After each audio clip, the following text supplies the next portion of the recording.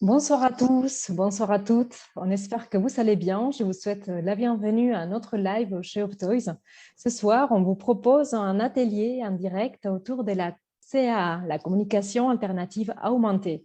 En fait, personne ne peignait l'importance de cette communication. Une récente étude, notamment celui effectué en 2020 par la Croix-Rouge française, constate que 86% des professionnels, grâce à cette communication alternative améliorée, CAA, avaient découvert des compétences qu'ils ne soupçonnaient pas du tout chez les personnes qui s'accompagnaient. Donc, effectivement, la CAA joue un rôle, elle a un rôle à jouer très puissant dans le développement de compétences, aussi dans l'autonomie, dans la autodétermination des enfants et des adultes en situation de handicap. Mais ce n'est pas toujours facile. Encore en France, on voit bien que les experts sont minoritaires, que c'est un domaine où les choses avancent vite, il y a une multiplicité des outils. Et c'est pour ça qu'avec Lynn Perrin, on a décidé d'organiser cet atelier en ligne, en direct. Bonsoir Lynn. Bonsoir. Et merci d'avoir accepté l'invitation. Donc, on va avoir une heure d'échange avec vous. L'idée, c'est de faire deux parties. Une première partie dans laquelle vous allez partager des pistes pour comprendre les bases de cette communication alternative augmentée, mais c'est également des conseils concrets par où commencer et voilà, commencer à répondre à comment réussir ce projet. Et une deuxième partie dans laquelle on va répondre des questions en direct. Donc, si vous avez des questions, n'hésitez pas à les mettre en commentaire sur Facebook. Et je vous présente brièvement Lynn avant de lui donner la parole. Donc, on a beaucoup de chance parce qu'on a une des référentes de l'ACA en France ce soir avec nous. Et Lynn Perrin est orthophoniste avec plus de 17 ans d'expérience, un riche parcours, autant libéral qu'au sein des différentes structures, les CESAD, IMP, CRF, hôpitaux. Et vous êtes dédié au travail en équipe et vous évoluez actuellement au sein d'un CESAD où vous occupez des enfants présentant des troubles neuromoteurs. Vous êtes membre actif d'ISAAC francophone, c'est une des références et une des associations importantes dans le domaine de la communication alternative augmentée. Vous êtes également encadrante de mémoire CAA, créatrice du site CAA Pratique. Et en plus, vous intervenez en tant que formatrice, mais aussi consultante auprès des équipes qui souhaitent mettre en place la CA. Donc, on voit bien toute la pluralité, la diversité des casquettes et on voit bien votre motivation derrière de vouloir rendre accessible cette CA, de démocratiser, de faire, de contribuer à une dynamique positive.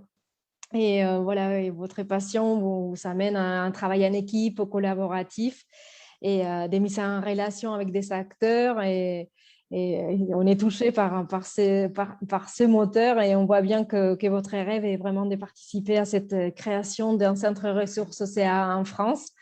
Donc, on est honoré de vous savoir ce soir et on vous remercie aussi de la collaboration qui a donné lieu à ce livre blanc aussi que je vous invite à télécharger, comment réussir votre projet de communication alternative augmentée, où vous savez, voilà, aujourd'hui c'est une mise en bouche de pas mal des ressources que Lynn a données dans ce livre blanc.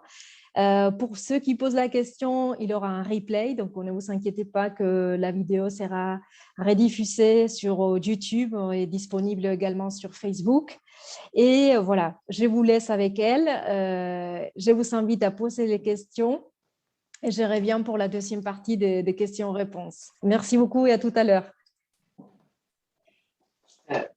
Donc à moi. Vous pouvez, oui, voilà, vous pouvez partager l'écran.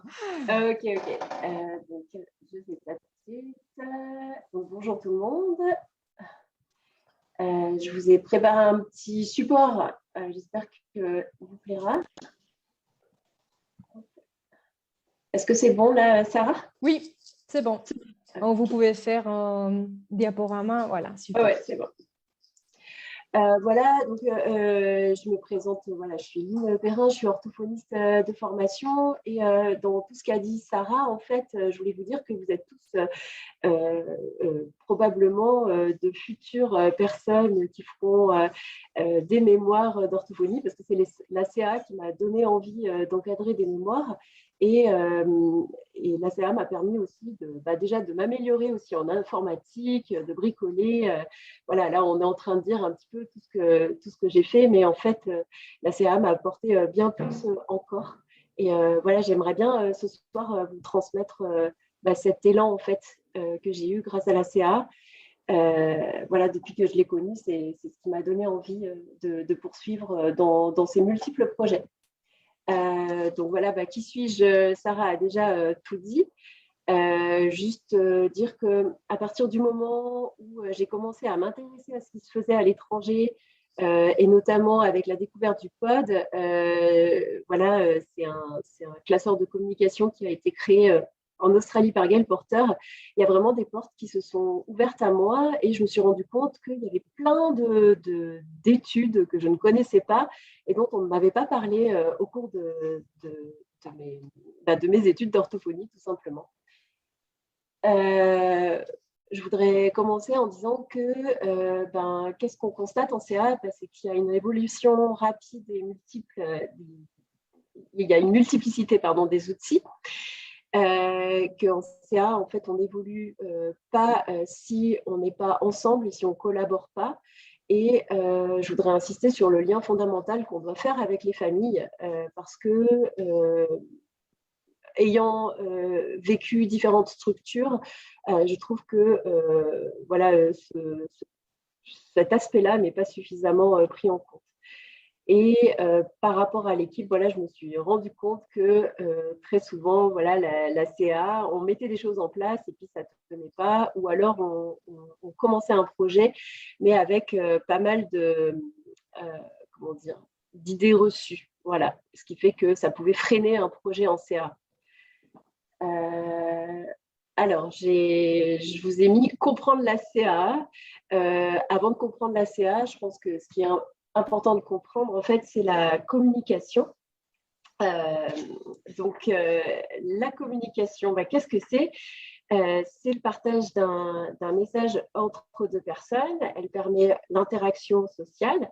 Donc, il y a une personne qui envoie un message. Là, c'est la dame qui est à gauche. Et l'autre personne reçoit ce message. Désolée pour la photo, il ne fait pas trop un sourire, ce monsieur, mais bon. Et ce message se transmet se transmet par le biais d'un code, et c'est un code qui est partagé.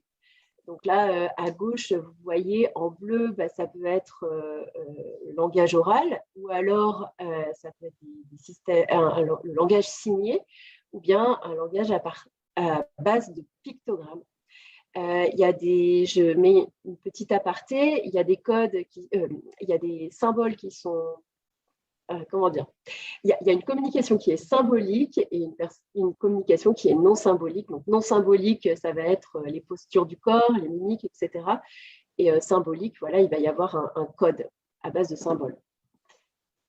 Et ce qui est très important à retenir, c'est qu'on a de multiples raisons de communiquer. Et malheureusement, quand une personne ne dispose pas du langage oral, dispose de très peu de langage parlé, le travers qu'on a, c'est de se focaliser sur la demande, sur le « je veux ». Voilà. Sauf que communiquer, ce n'est pas que demander. J'ai fait une petite vidéo à ce sujet voilà, sur mon Facebook CA Pratique. En fait, là, c'est un visuel que j'avais créé à partir du visuel de Kate Ahern, qui est une institutrice spécialisée aux États-Unis, et à partir du visuel de Assistiveware. Donc, j'ai un peu synthétisé tout ça, mais quand on peut communiquer pour créer une proximité sociale. Donc, par exemple, on va faire des blagues, taquiner, faire des compliments, attirer l'attention. On va pouvoir faire aussi des demandes, mais ça sera une partie des brins de ce soleil de la communication. Et bien, on va pouvoir aussi partager des informations, on pourra voilà, dire des banalités, dire des ragots aussi, d'écrire, commenter. Et puis, on pourra réparer aussi, voilà, par exemple, épier ou demander des indices. Voilà, il y a vraiment une multitude de fonctions de la communication et il ne faut surtout pas se focaliser sur la demande. Avant d'aborder encore la CA, j'aborde encore une chose, c'est que le développement du langage, c'est un processus qui se déroule au fil du temps et qui, excusez-moi, qui répond aux motivations et aux interactions en lien avec l'environnement d'un individu et de ses relations. Donc ça, c'est Jane Corsten, c'est une orthophoniste américaine. Je vous invite à regarder voilà ce qu'elle a fait. On va la reciter tout à l'heure pour une autre citation d'elle très connue. Voilà, ce qu'il faut comprendre, c'est que la communication, c'est partout et tout le temps. Et donc là, je vous ai représenté par le petit point bleu ce que mes séances en orthophonie représentent quand je suis en séance en individuel. Donc, il faut vraiment bien avoir en tête que la communication, c'est partout, tout le temps. Et la communication, elle ne se travaille pas que dans un endroit, en fait. Et bien souvent, quand j'étais en structure, on priorise la séance en individuel. On veut mettre en place une communication et du coup, on nous dit de faire une séance en individuel, mais ça a peu de sens au regard de le fait que la communication, c'est vraiment partout, tout le temps. La stimulation langagière, voilà, elle va se passer à la maison ou dans la structure. Donc là, je vous ai mis un petit rappel. Donc, c'est toujours Jane Corsten, cette orthophoniste, qui a écrit cette citation. Et je vous l'ai mise en musique. Elle est aussi sur ma chaîne.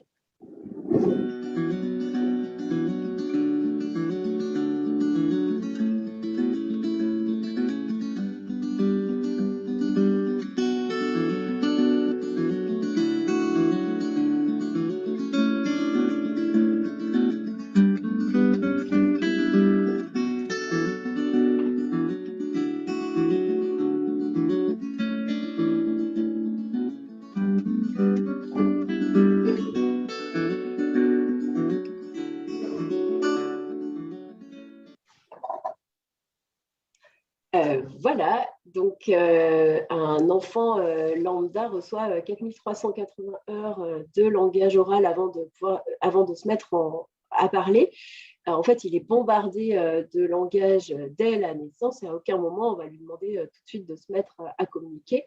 Il faut imaginer que si on met en place une CAA, ça sera pareil. Il va falloir, on l'abordera tout à l'heure, mettre en place ce qu'on appelle la stimulation du langage assisté.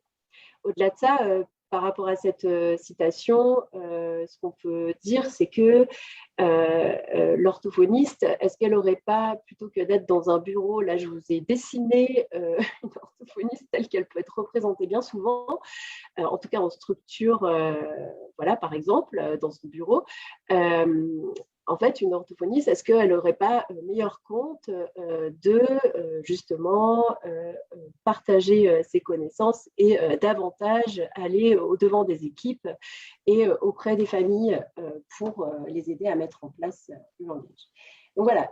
Donc, il faut sortir un petit peu de ce schéma où on va travailler la communication uniquement dans un bureau pour évoluer vers d'autres pratiques.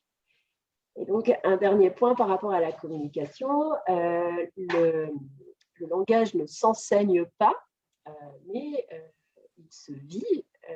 Et là, je vous ai mis la photo d'un chat et on pourrait, par exemple, dire « Ah, c'est le chat, regarde le chat » et dire « Chat, répète chat ». Mais ou alors définir le chat. Le chat est un animal avec des moustaches, des poils, des oreilles pointues. En fait, ça, c'est pas motivant. Ce qui est motivant, en fait, c'est de vraiment vivre la communication et de dire « Ah, regarde le chat, il est doux quand on le caresse. Attention, il miaule. Je crois qu'il est content. Mais regarde ses moustaches. » Et je voudrais vraiment insister sur le fait que la communication se vit et ne se travaille pas. Et maintenant, on en vient à la CAA. Donc, on parle de CA, donc communiquer, c'est comme communiquer. Communiquer, ben, on communique partout tout le temps. Quand on dit alternative, ça veut dire que le dispositif va remplacer le langage oral s'il est absent ou perdu. On peut avoir, par exemple, perdu, on peut avoir eu une lésion cérébrale acquise, comme un AVC, par exemple, ou alors on a une absence de langage oral, donc alternative à la place du langage oral, et augmentée, bah, c'est quand elle améliore ou elle complète le langage oral qui est pas suffisamment développé ou insuffisamment intelligible. Donc, augmentée, elle va compléter et faciliter le langage oral. Et ce n'est pas parce qu'une personne disposera d'un peu de langage oral qu'elle ne pourra pas bénéficier de CA. J'insiste sur ce point. Et à qui profite la CA? Bah, toute personne qui ne peut pas répondre à ses besoins quotidiens avec le seul langage parlé. Voilà, ça c'était la petite présentation de la CA. Je rappelle que la communication est un droit humain fondamental et au-delà d'un droit humain fondamental, c'est un besoin humain fondamental. Je ne sais plus à quelle époque, mais il y avait un roi, alors il n'était pas très sympa, mais je crois qu'il s'appelait Frédéric II, de mémoire, et il avait dit trouvez-moi 5 ou 6 bébés et on va les mettre dans des boîtes, on va juste les nourrir. Et voilà, ils n'avaient aucune communication, rien. Et en fait, ces bébés, ils sont tous morts parce qu'ils n'avaient pas de communication. Donc vraiment, la communication est un droit humain fondamental. La CA, comme on disait tout à l'heure, en fait, elle est multiple, elle est variée, il y a des choses qui changent et du coup, c'est bien d'avoir des petits repères sur comment elle est classée. Donc, je vous ai fait un petit schéma. La CA, il y a de la CA sans assistance technique, ça veut dire qu'on a besoin de rien que de son corps. Donc, ça va être, par exemple, les mimiques, le regard, donc ça, c'est non symbolique. Mais il va y avoir aussi tous les systèmes signés, comme le Makaton, ou bien le français signé, ou le Kogamo. Ce sont des signes simplifiés pour des personnes qui auraient des problèmes moteurs. Et puis, de l'autre côté, le gros cercle vert, là, c'est la CA qui dispose d'une assistance technique, c'est-à-dire qu'on va avoir besoin de quelque chose en plus. Donc, on peut diviser avec assistance technique en 3 parties distinctes. Donc, il va y avoir les systèmes basse technologie ou low-tech. Là, je vous ai dessiné un petit cahier de vie, par exemple. Mais on peut trouver toutes sortes de systèmes papier. On peut trouver le POD, donc Pragmatic Organization Dynamic Display. C'est un classeur de communication dont on parlera tout à l'heure, vous le verrez. Il peut y avoir des dés de communication, des porte-clés, des tableaux de langage assistés, des tableaux de choix aussi, à base de pictogrammes. Avec assistance technique, mais moyenne technologie ou mid-tech, on va avoir par exemple, donc mid-tech, ça veut dire qu'il y a une batterie. Low-tech, il n'y a pas du tout de batterie, hein, on est d'accord. Donc moyenne technologie, ça va être des systèmes à piles, mais sur courte durée et avec des fonctions très simples. Donc là, je vous ai mis Sarah, vous pouvez peut-être le reconnaître, c'est un bouton enregistreur Doctoys. Et donc, par exemple, on va pouvoir enregistrer son message sur 10 ou 20 secondes.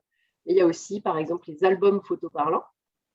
Et puis, il y a tous les systèmes high-tech, donc haute technologie.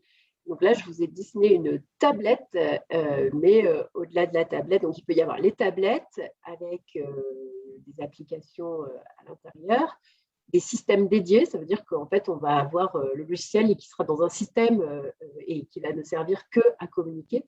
Ou alors, on a tout ce qui est informatique avec des logiciels sur ordinateur et qui peuvent disposer, par exemple, d'une commande oculaire, de différents accès.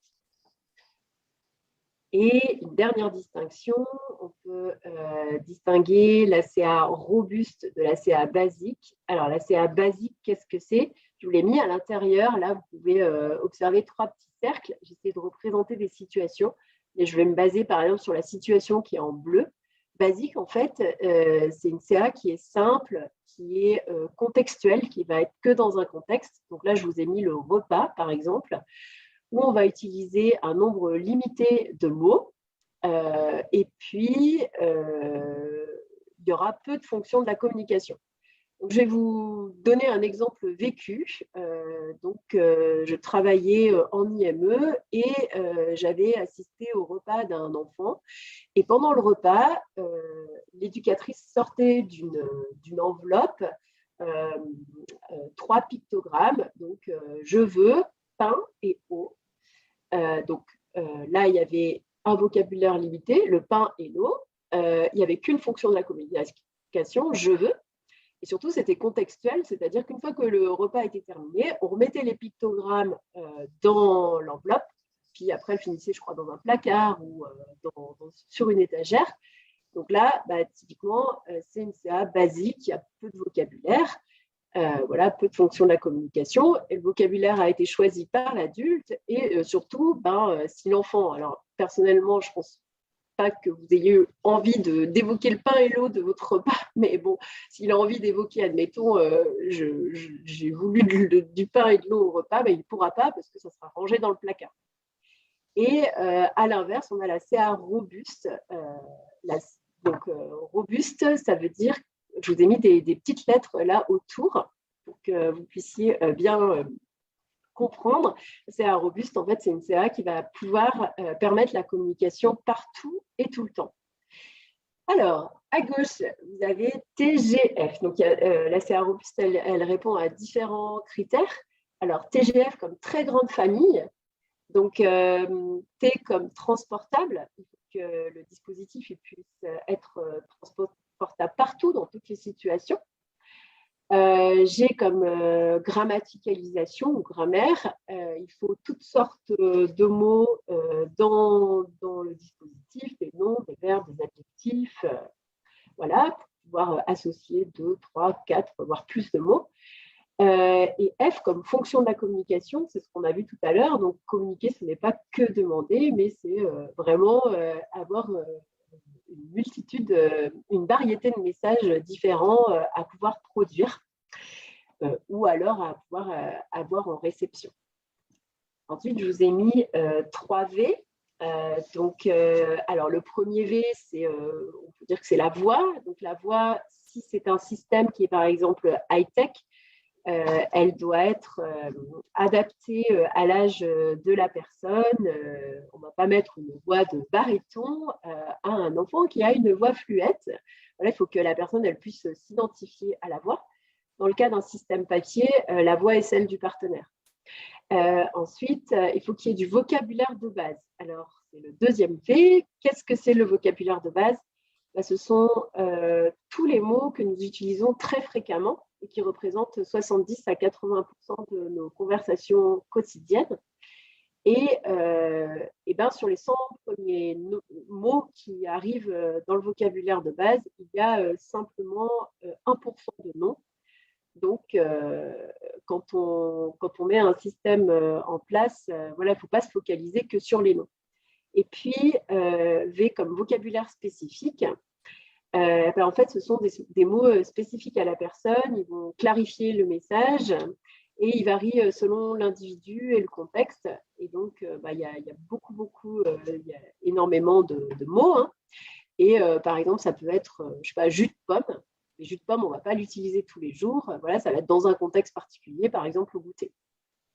Donc, le vocabulaire spécifique, il y en a des milliers. Une question concernant la CA robuste. Est-ce qu'elle se situe dans EasyTech, MiTech ou il n'y a pas de lien avec la classification précédente? Si, il y a. Alors, en fait, on a des systèmes high-tech. Peut-être qu'on en parlera tout à l'heure. J'ai mis des exemples là. OK. Comme ça, les personnes pourront peut-être mieux comprendre. Mais s'il y a des doutes, n'hésitez pas. Et non, on peut avoir du low-tech et du high-tech. Et ensuite, les 3 L. Alors, ce qui va être important, c'est que le premier L, c'est la localisation. C'est comme la mémoire des mots. Les mots, ils sont situés toujours au même endroit. Ils ne bougent pas. Ce qui fait qu'en fait, on peut développer la programmation motrice. En fait, on ne réfléchit plus où est situé le mot, puisqu'en fait, on a développé des automatismes. On sait exactement que, je ne sais pas, je, toi, ça va être en haut à gauche, par exemple, c'est souvent comme ça. Et l'utilisateur, il va être libéré du coup de savoir où sont ces mots, et il va pouvoir réellement penser au contenu de ce qu'il veut dire. Voilà. Pensez à vos applis sur smartphone. Si on vous en déplace une, vous allez avoir un temps d'adaptation. Il faut imaginer qu'un enfant, si on lui présente son outil de communication, ou une personne, si on lui présente son outil de communication et que les pictogrammes ils ont été scratchés, par exemple, à un endroit pas comme avant, il va réfléchir, puis du coup, il va peut-être plus avoir envie de produire son message, il ne sera pas libéré. Ensuite, il y a un autre L, c'est comme le langage préformulé. Alors, qu'est-ce que c'est, le langage préformulé? En fait, ce sont tous les messages rapides, comme des phrases toutes faites. Alors, moi, j'aime bien mettre, par exemple, la phrase des inconnus, tu vas bien, voilà, mais il y en a d'autres. J'avais une jeune fille, en fait, elle avait mis t'es sérieuse, voilà, ou ça peut être bonjour, ça va, voilà. Ça va permettre l'engagement dans l'échange et d'être vraiment efficace, et ça augmente la participation de la personne. Et surtout, ça maintient l'interaction. Alors, en tant qu'orthophoniste, j'aime bien l'interaction. Et littératie, elle comme littératie, il faut un clavier, en tout cas des lettres, pour développer le langage écrit. La littératie, qu'est-ce que c'est? C'est un terme que vous allez voir de plus en plus en CAA, parce que toute personne, même si elle a un handicap complexe, il faut pouvoir lui présenter du langage écrit. Et donc, la littératie, c'est l'aptitude à comprendre et à utiliser l'information écrite dans la vie courante, à la maison, etc. etc. Voilà. Je vous ai montré différentes CA, mais ce qui est conseillé en CA, c'est vraiment d'utiliser la multimodalité. À droite, là, vous avez un pod, donc un pod low-tech, donc basse technologie, il n'y a pas de pile. On peut utiliser les signes avec une personne. Je ne sais pas, un bouton enregistreur pendant une histoire. S'il y a une phrase qui revient très souvent dans l'histoire, comme... je ne sais pas, il y a une histoire là avec un loup, c'est moi le plus fort, vous enregistrez la phrase et puis ça va augmenter la participation sociale de la personne, parce que à chaque fois qu'on tombera à la page, elle pourra appuyer sur le bouton et dire la petite phrase qui revient tout le temps dans l'histoire. Par exemple, je vous donne un exemple. Puis là, un bracelet de communication, si par exemple le pod est resté dans le sac, on peut utiliser un petit bracelet de communication avec des pictogrammes qu'on va utiliser rapidement. Voilà, donc en fait, moi je parle de full CA. Juste pour terminer, on peut avoir différents accès. Là, je vous ai montré que les accès, on va pointer avec le doigt. Vous allez voir ça majoritairement, mais sachez qu'il y a des personnes qui vont avoir des accès différents pour leur CA, et qui vont utiliser, par exemple, le défilement, c'est-à-dire que des pictogrammes vont apparaître sur l'écran, et puis ils vont activer un contacteur pour sélectionner par exemple la ligne ou la cellule qu'ils voulaient choisir. Ou alors il peut maintenant y avoir par exemple la commande oculaire. Et il y a vraiment plein de modes d'accès. La multimodalité, c'est ça aussi. Alors, là, je vous ai mis un exemple de CA low-tech ou basse technologie, et qui est basique, qu'on va utiliser dans un contexte particulier. Donc, vous voyez un tableau de langage assisté avec, par exemple, la question quoi. Tout en bas, il y a la question pourquoi. Il y a le verbe aider. Il y a je, tu, etc. Et là, la petite fille est en train de mettre son doigt sur j'aime ça. Voilà. Donc, on ne va pas transporter son coussin tout le temps. Le coussin, il va être sur le canapé ou sur le lit. Ensuite, là, un autre système, une autre CA low-tech, ça va être un pictogramme en tridimensionnel. On dit aussi que c'est un symbole tangible. Donc, ça va être pour les personnes, par exemple, qui ont une cécité ou une déficience visuelle.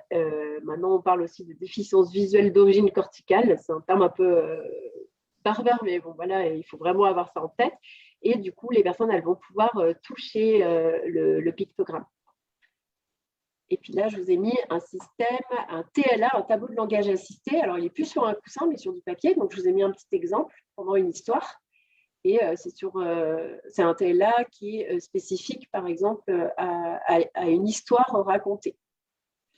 Boucle d'or se promène. Cui, cui. Tu tournes la page. Oh, la jolie maison. Waouh. Quoi. Toi, tu tournes la page.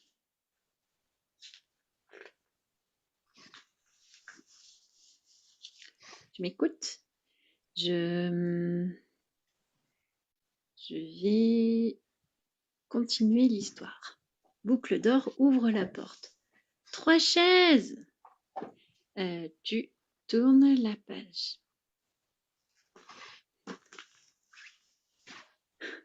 Regarde, c'est drôle. Trop dur. Trop molle. Parfaite. Patatras. Tu tournes la page. Là, j'ai mis par exemple tourne la page. Vous voyez, le vocabulaire, il ne change pas, il est toujours à la même place. Bon, j'aurais pu faire d'autres messages, hein, mais c'était pour vous montrer voilà, un TLA au cours d'une histoire. Et puis là, je vous ai mis un système robuste, c'est un robuste et low-tech, donc qui est à base de papier, enfin qui ne dispose pas de batterie ou qui n'est pas high-tech. Et là, j'ai fait une rapide vidéo il y a quelques jours. J'ai pris un pod avec 40 pictogrammes par page pour vous montrer un petit peu. On a choisi différents moments, différents endroits dans la maison pour vous montrer tout ce qu'on pouvait modéliser. On explicitera ce terme après. Je vous ai mis une petite musique pour pas que vous perdiez l'attention. Ah, ok. Et du coup, là, tes petites voitures, elles ont eu un accident. On va faire quelque chose. On va aller dans Maison Jardin. Et je vois que tu as sorti... Ah oui, les pinces. Tu as sorti les pinces. Qu'est-ce que tu nous as pris encore? Ah ouais, le marteau. Et puis, tu souffles encore? Tu souffles encore? Vas-y. Oh là là, toutes les bulles. Il y en a plein qui ont éclaté. Ok, du coup, tu vas choisir tes vêtements. Et là, je t'ai mis tes chaussettes. Tu auras ton pull et ton pantalon. Ok? Et ton pantalon, retour à la page 12A. Description. Ton pantalon, j'ai pris le pantalon couleur et forme. J'ai pris ton pantalon bleu. Ah ok, donc je te dis quelque chose. On va aller dans animaux. Et tourner la page. Je crois bien que tu es en train de faire jouer le chat. Ok, la minette, elle fait quelque chose. La minette, elle fait une activité. Je crois bien qu'elle est en train de jouer.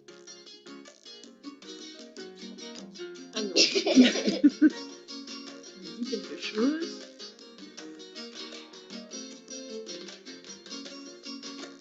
Une activité. Ah oui, le chat se repose. Voilà, ça c'était juste pour montrer un petit exemple, mais en fait avec juste un outil, j'ai pu aborder les outils, les outils qui étaient dans une caisse à outils, Alors, on a pu jouer aux bulles et trouver tout de suite le vocabulaire qui était lié à un jeu par rapport aux bulles. On a pu aller trouver le mot animal. On a pu choisir ses vêtements et trouver tout de suite, par exemple, la couleur. Voilà, en fait, juste avec ce petit... je l'ai là. Mais, voilà. Donc ça, c'est un pod 40 voilà, avec des 40 pictogrammes par page. Voilà. Et là, je vous ai mis un petit système high-tech et pareil, robuste, qui s'appelle TD Snap. Donc, c'est vraiment une vidéo très courte.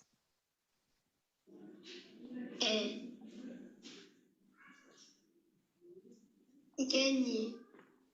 J'ai gagné. Voilà. Donc, c'était à la fin d'un jeu et l'enfant avait gagné. C'est l'adaptation du pod ou c'est complètement autre chose? Non, c'est un système de langage différent.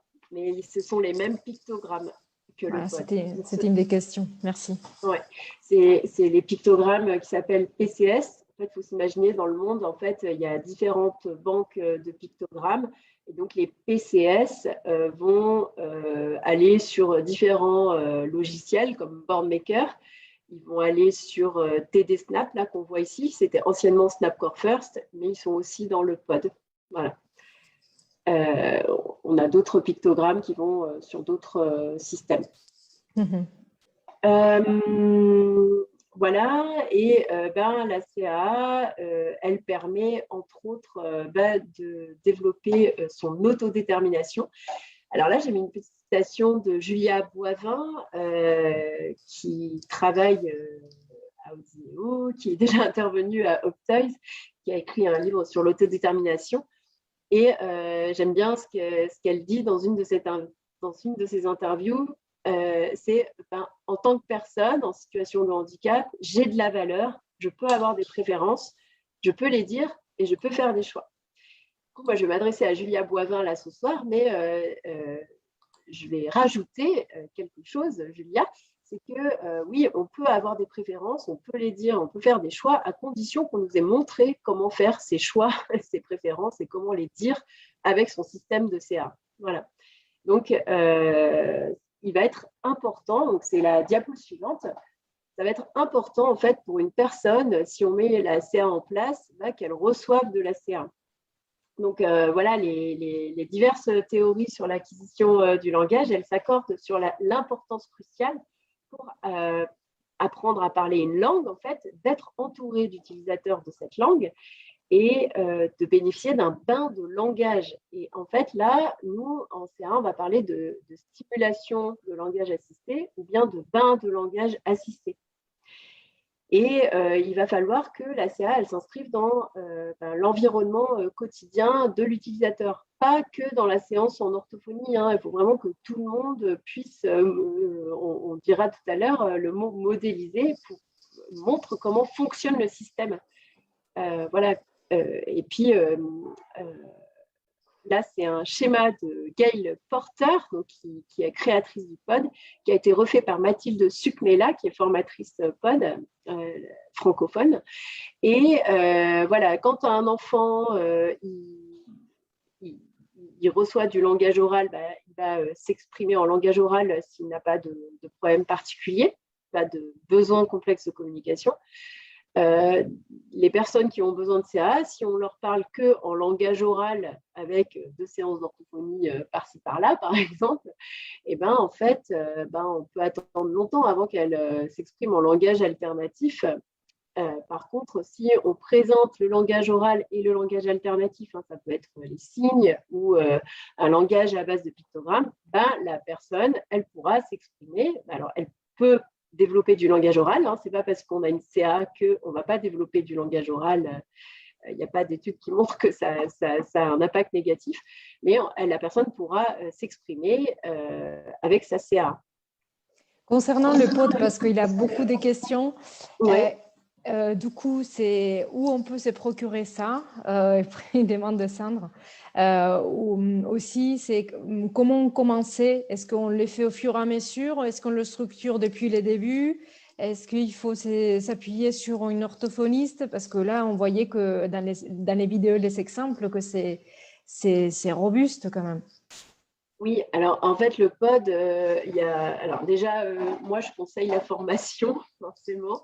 Après, moi, avant de faire la formation pod, j'ai attendu quelques mois et du coup, j'ai regardé beaucoup de vidéos en anglais.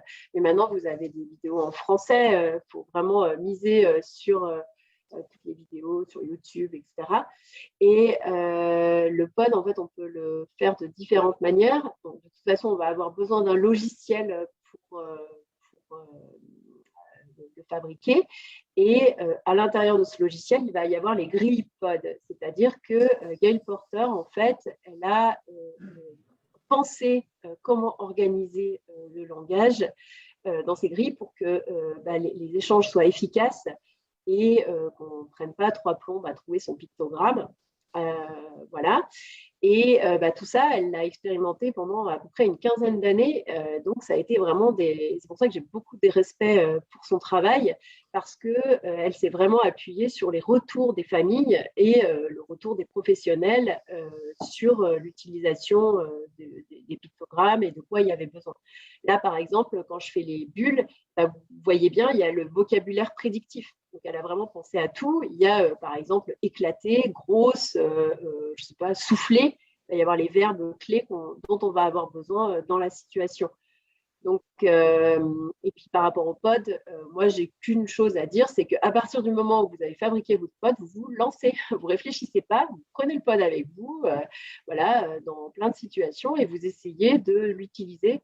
Puis après, là, quand je vous parle, tout de suite, si je dis parler, je vois tout de suite la page dans laquelle peut être situé le mot. Après, on a vraiment des automatismes. Voilà ce que je peux dire. Deux questions. Sylvie nous pose la question de pourquoi les pods au lieu d'une tablette. Est-ce que la tablette n'est pas plus simple à utiliser? Est-ce que c'est mieux le papier ou ça dépend des besoins de l'enfant? Alors, en fait, comme je disais tout à l'heure, il faut utiliser la multimodalité, mais Gail Porter, elle conseille d'avoir un système low-tech et high-tech. Donc, de toute façon, là, ça se développe. TD Snap, vous avez une version légère en papier. Parce que si, par exemple, il n'y a plus de batterie ou qu'on va à la piscine, on ne peut pas forcément emmener la tablette et c'est bien d'avoir le système papier. Après, je suis orthophoniste, donc personnellement, je me trouve davantage en interaction avec un pod papier, mais ça, c'est très personnel et je suis vraiment pour tout système. Voilà. Donc, c'est bien d'avoir les deux. Voilà. Et dernière question, et je vous laisse passer au conseil. Alexandra nous pose la question de où on peut se procurer les pictos en 3D. Ah, alors bonne question. Faudrait que je donne une réponse après. En fait, il n'y a pas que les pictogrammes 3D. Là, j'ai mis un exemple. Mais il peut y avoir aussi des pictogrammes en relief. On parle carrément de balayage avec des pictogrammes en relief. Là, je peux pas tout. Je vais pas c'est bon, donner toutes les pistes, mais c'est parce que je vois que je suis au début des slides, mais je peux très bien répondre après.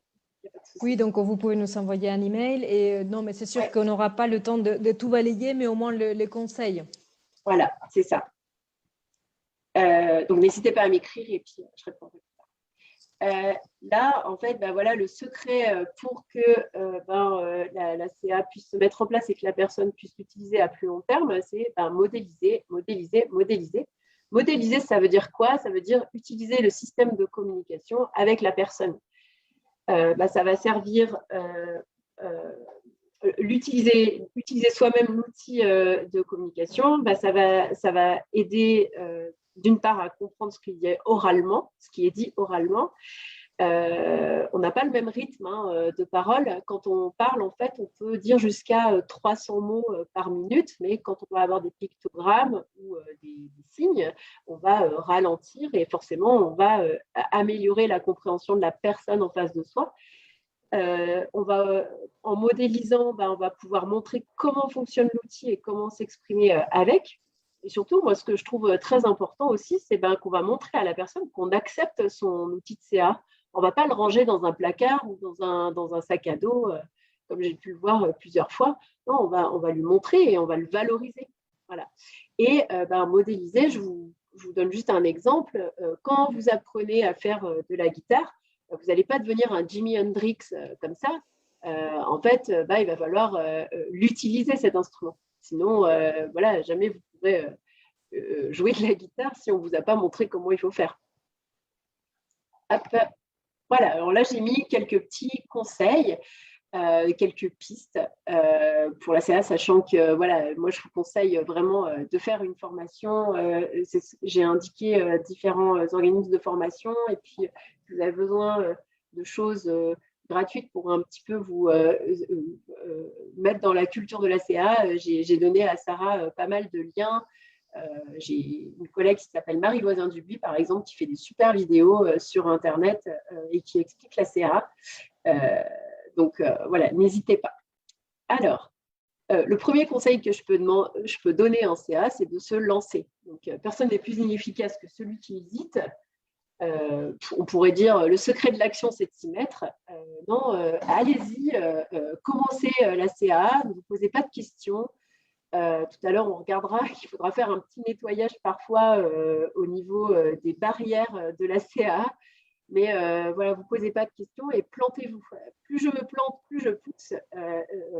Moi, en fait, très sincèrement, je ne sais pas, quand j'ai construit mon premier pod, franchement, je me suis plantée, je n'ai pas réussi à le faire. Et puis après, je l'ai utilisé, mais j'étais... Comment dire, j'étais pas à l'aise. Et en fait, ça, il faut vraiment y aller, il faut utiliser. Et puis, si vous avez eu, par exemple, la formation Makaton, vous avez pu avoir une formation avec les signes, et entraînez-vous à signer. Je le dirai tout à l'heure, mais voilà, lancez-vous. C'est vraiment important. Et surtout, vous ne mettez pas de barrière. Voilà. Et puis, en se lançant aussi, on peut faire des erreurs et on peut apprendre de ces erreurs. Et du coup, ça fait une expérience. Et du coup, après, on est plus sûr de soi. Donc, voilà, c'est ce que je peux dire là pour cette dia. Ensuite, ce qui est important aussi, c'est d'identifier les barrières pour la mise en place de la CA.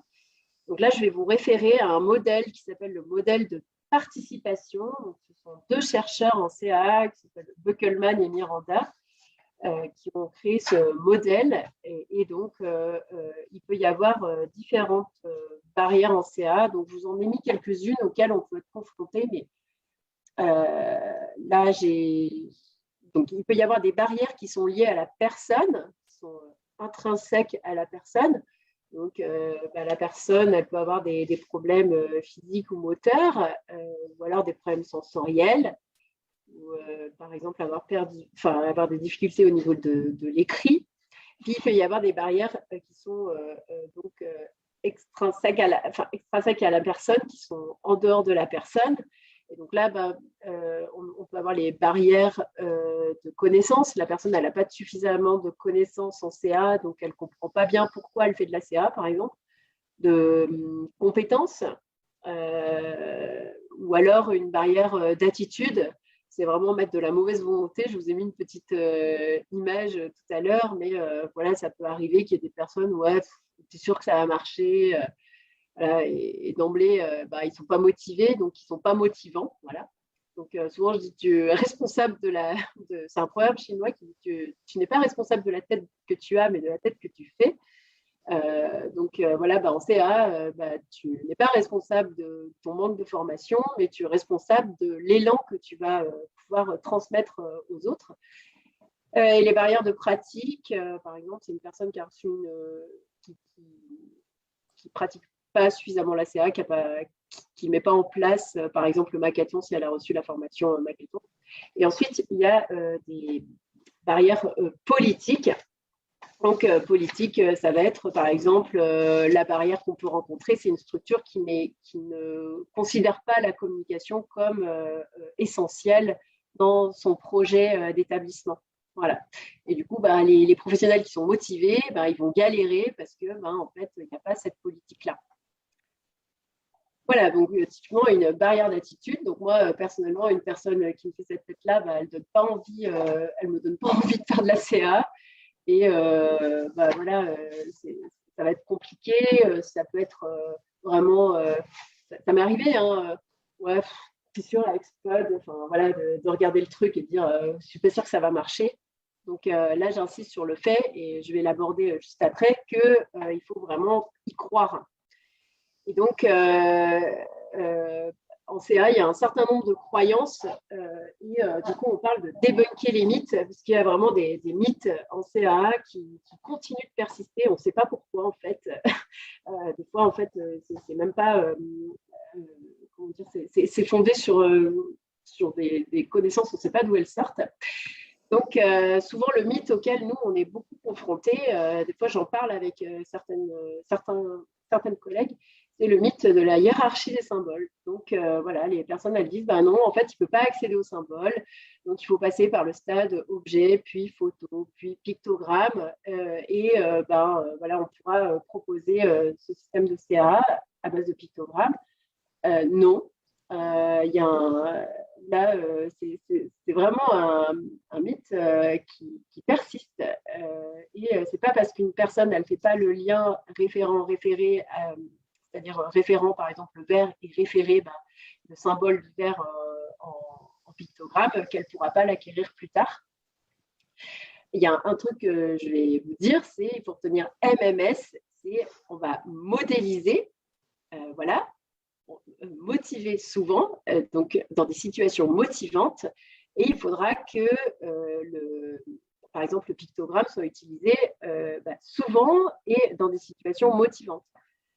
Ou alors le signe. Par exemple, si je prends chocolat, on ne voit pas tout de suite que c'est chocolat, mais c'est tellement motivant pour un enfant que il va retenir le signe chocolat qui n'a rien à voir forcément avec le chocolat. Donc, en fait, voilà, ce mythe nous pollue un petit peu, nous, les orthophonistes. Ensuite, souvent, moi, j'ai eu mais ça va faire trop de pictogrammes, il ne pourra pas ingurgiter tout ça. Déjà, posez-vous la question du nombre de mots que vous dites à la personne avec le langage oral. Et surtout, dans les systèmes, là c'est le POD 40 que je vous ai montré tout à l'heure, il y a le vocabulaire présent et à venir. Et donc, voilà, il va y avoir possibilité d'étendre ces messages et de faire développer le langage à base de pictogrammes. Et une chose importante que je voudrais vous dire, c'est que quand on présume de la compétence des personnes, on comprend qu'il y a des opportunités et des apprentissages qui sont possibles. Voilà. Et la phrase qui tue et qu'il faut vraiment avoir, vraiment bannir, c'est « il n'en n'est pas là ». Non, on n'en sait rien. En fait, il vaut mieux proposer plutôt que de ne pas proposer, pas savoir où la personne peut aller en CA. Et au final, il n'y aurait vraiment qu'une seule question à se poser avant de proposer un système de CA, c'est « est-ce qu'il respire ?» Oui. Donc, cette personne peut bénéficier de CA. Est-ce qu'il respire? Oui. Donc, cette personne peut bénéficier de CA. Est-ce qu'il respire? Oui. Donc, cette personne peut bénéficier de CA. Et donc, le problème auquel on peut être confronté parfois, c'est un modèle qui s'appelle le modèle de candidature, où on part du principe qu'il faut tester les personnes avant qu'elles puissent bénéficier de CA. Non, maintenant, on parle de modèle de participation, ça fait 20 ans qu'il existe. Et pour qu'une personne… donc, on doit proposer de la CA à la personne sans se dire elle est trop régressée ou trop ceci, trop cela pour proposer de la CA. Voilà, les bonnes pratiques. En résumé, en CA, c'est il faut croire au potentiel des personnes, il faut absolument présumer les compétences, parce qu'on ne sait pas où elle peut aller. Même moi, une fois, je me suis trouvée très bête parce que je m'étais dit cet enfant, il peut être que sur un pod 20 et la stagiaire, en fait, elle a proposé un pod avec 40 pictogrammes par page et en fait, l'enfant, il s'est très bien, il a tout de suite repéré parce que Gail Porter a vraiment fait en sorte que quand on passe d'un pod à un autre, en fait, on retrouve exactement la même structure. Donc, l'enfant retrouve ses repères. Il faut accepter toute tentative de communication. Donc, il faut vraiment favoriser la multimodalité. Il y a une phrase que j'aime bien, c'est une seule CA n'est jamais assez. Donc, c'est issu d'un article que j'ai mis dans le livre blanc, en fait. Et puis, justement, en parlant de cette multimodalité, Valérie nous pose la question de est-ce qu'on peut mélanger des systèmes comme le POD et TD Snap ou là, ce n'est pas compatible? Alors, j'ai un enfant j'en ai eu deux qui utilisaient les deux.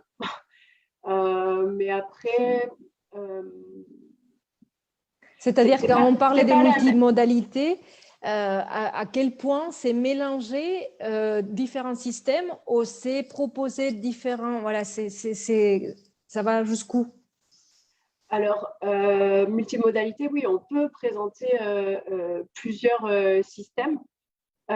Personnellement, moi, j'ai vu des enfants qui ont basculé... Enfin, je leur avais présenté le pod et puis une fois, je leur ai présenté TD Snap, mais parce que j'avais modélisé avec d'autres enfants et en fait, ils repèrent, parce qu'en fait, j'avais modélisé, ils repèrent les chemins en fait. Donc, ça s'appelle la compétence opérationnelle. Ils repèrent comment retrouver le mot.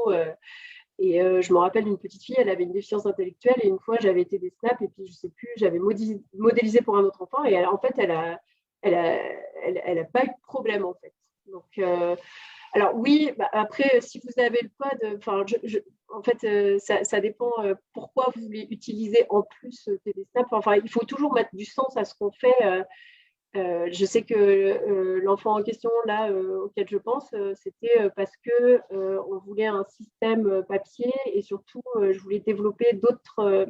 Je voulais plus me focaliser sur certaines fonctions de la communication. Le système POD est vraiment fondé sur la pragmatique, c'est-à-dire qu'on met une intention à son message, en fait. Et dernière question, en lien avec ces présomptions des compétences.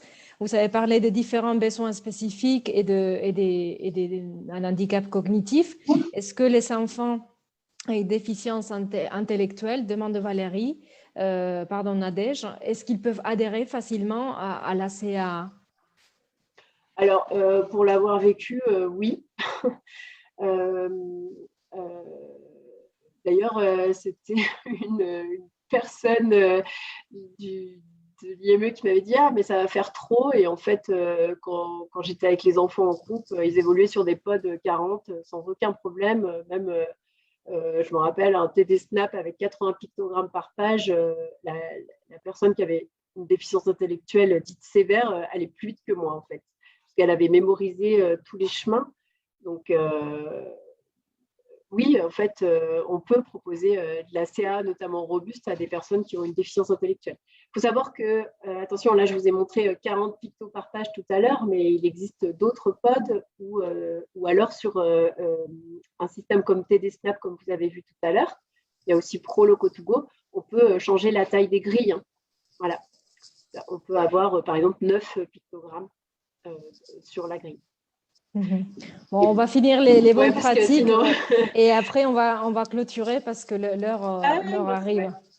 Alors, juste les systèmes de CA, ils doivent être toujours modélisés et utilisés de manière cohérente tout au long de la journée, ça c'est très important. Il faut interagir pour de vraies raisons de communiquer. Alors, on ne va pas avoir des situations trop surfaites, donc il faut vraiment être authentique. Et surtout, il faut avoir de la patience et de la persévérance. On a des personnes qui utilisent des systèmes robustes et qui ont vu des résultats qu'au bout de quelques mois, voire une année parfois. Donc, il faut vraiment y croire. Et la CA, elle doit toujours être disponible. Donc, j'avais mis des petits conseils, mais par quoi commencer? Déjà, si vous n'avez vraiment rien, vous disposez forcément d'une imprimante, vous avez des banques de pictogrammes qui sont gratuites et pensez à l'environnement. Donc déjà, disposez les dispositifs de communication si vous les avez à disponibilité des personnes.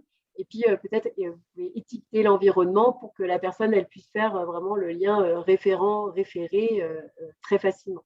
Je continue, Sarah Non, on va devoir s'arrêter là pour respecter l'heure d'atelier.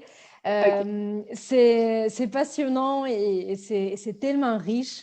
qu'on passerait la soirée avec vous, Lynn. On a super bien compris avec des exemples concrets et du réel. On a plein de retours positifs. Donc, merci beaucoup d'avoir partagé ça avec nous. Vous avez toutes les informations sur le livre blanc qu'on a fait en collaboration Optoys et Lynn Perrin. Donc, ma collègue Mathilde vous a mis le lien où elle va le faire pour que vous puissiez télécharger ce livre blanc qui est vraiment doux concret avec 3 chapitres, un peu plus théorique, mais que je pense que si vous avez suivi aujourd'hui, c'était super bien expliqué par Lynn et pas besoin de revenir, mais 2 autres beaucoup plus concrets sur comment le mettre en place au sein de votre établissement ou dans votre cabinet, et également les outils par où commencer et des pistes avec différents budgets.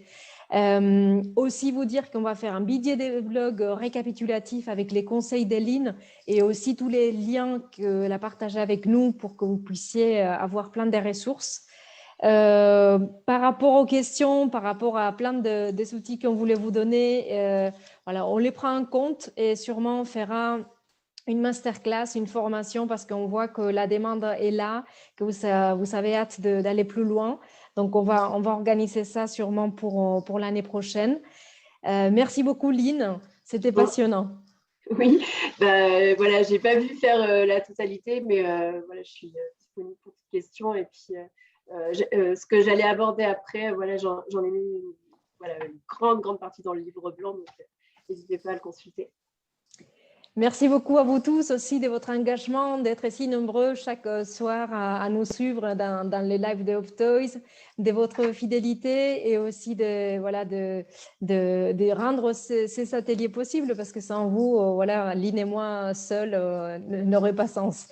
Merci beaucoup, bonne soirée, prenez soin de vous et à bientôt. Au revoir. Merci. Au revoir.